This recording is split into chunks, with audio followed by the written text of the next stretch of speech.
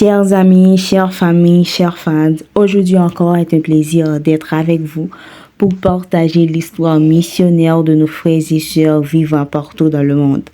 Aujourd'hui, c'est l'histoire de 700 anciens rebelles baptisés que nous allons partager avec vous. Votre attention, s'il te plaît. Les Philippines étaient en conflit avec des rebelles sur l'île de Mindoro pendant 52 ans. On avait donné aux rebelles les terres et de l'argent en échange de la paix, mais rien ne semblait fonctionner. Un cycle d'embuscades et de contre-attaques apparemment sans fin fit 40 000 morts.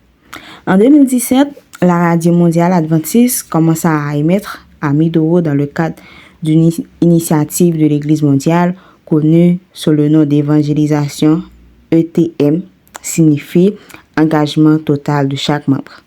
Un programme qui encourage chaque membre d'église à amener quelqu'un à Jésus.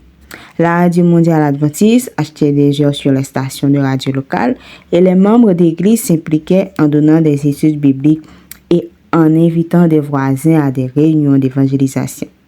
Environ 1400 personnes furent baptisées lors des réunions et les émissions se poursuivaient.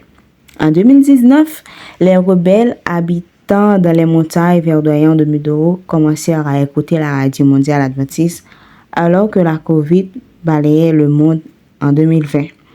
Un certain nombre d'entre eux décidèrent de se donner à Jésus. Le chef rebelle, Kamatin, ne comprenait pas ce qui se passait et commençait à écouter la Radio mondiale adventiste. Il se cachait dans la jungle, observait et essayait de comprendre pourquoi ces combattants le quittaient, déclara le président de la Radio mondiale adventiste. Alors, il commença à écouter la radio. Martin était responsable de la mort de dizaines de personnes, dont 21 soldats qu'il avait pris en embuscade pendant qu'ils dormaient et les avait abattus avec l'une de leurs mitrailleuses. Mais en écoutant la Radio mondiale adventiste, il décida également de donner son cœur à Jésus. Un chapitre sanglant de l'histoire des Philippines prit fin lorsqu'environ 700 anciens rebelles, dont Martin et sa femme, déposaient les armes et se firent baptiser lors des réunions évangélisation dirigées par la Radio mondiale adventiste. Au total, plus de 60 000 personnes furent baptisées lors des réunions ayant pour thème « Compte à rebours final de la terre ». Tenu à travers la Philippine qu'il y avait environ un an. Ce que les Baals n'avaient pas pu faire, Dieu l'a fait. Le gouvernement philippin accorda l'amnistie aux anciens rebelles.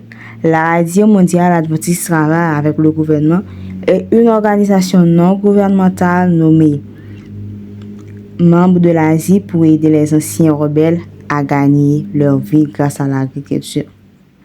Nous n'arrêtons pas les émissions de la Radio mondiale adventiste, qui est également assistant au président de la conférence générale en charge de l'engagement total de chaque membre.